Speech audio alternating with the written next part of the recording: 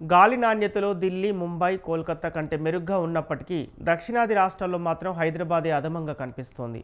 Air pollution index, air quality మేనేజ్మెంట్పై హైదరాబాద్లో నిర్వహించిన సదస్సులో మెట్రో నగరాల్లో కాలుష్య గణాంకాలను పీసీబీ వెల్లడించింది. గతంలో కంటే కాలుష్యం కొంత తగ్గినా డబ్ల్యూహెచ్ఓ, సిపిసిబి ప్రమాణాలతో పోలిస్తే కాలుష్యం అధికంగానే ఉందని పేర్కొంది. ప్రపంచ ఆరోగ్య సంస్థ నిర్దేశించిన పరిమితి ప్రకారం గణపు మీటర్ గాలిలో సూక్ష్మ ధూళికణాలు 40 మైక్రోగ్రాముల వరకు ఉండవచ్చు.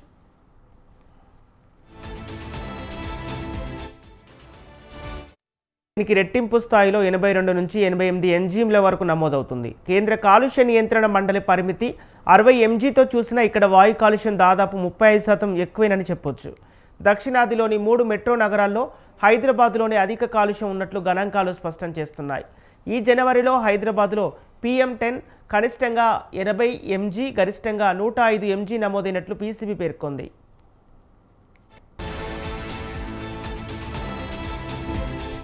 ఐఐటి కాన్పూర్ గతంలో చేసిన అధ్యయనం మేరకు హైదరాబాద్లో 7 కాలుష్య హాట్స్పాట్లను గుర్తించి కాలుష్య నియంత్రణ చర్యలు చేపడుతున్నట్లు పీసీబీ పేర్కొంది.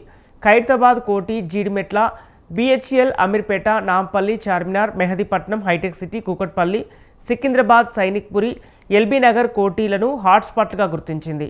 గత ఏడాది హైదరాబాద్లో గాలి నాణ్యత సూచి మధ్యస్థం, సంతృప్తికరం స్థాయిలోనే ఉంది. అయితే ఈ ఏడాదిలో ఒక్కరోజు కూడా గాలి నాణ్యత సూచి స్వచ్ఛమైన గాలిగా నమోదు కాకపోవటం కాలుష్య తీవ్రతకు అద్దం పడుతోంది.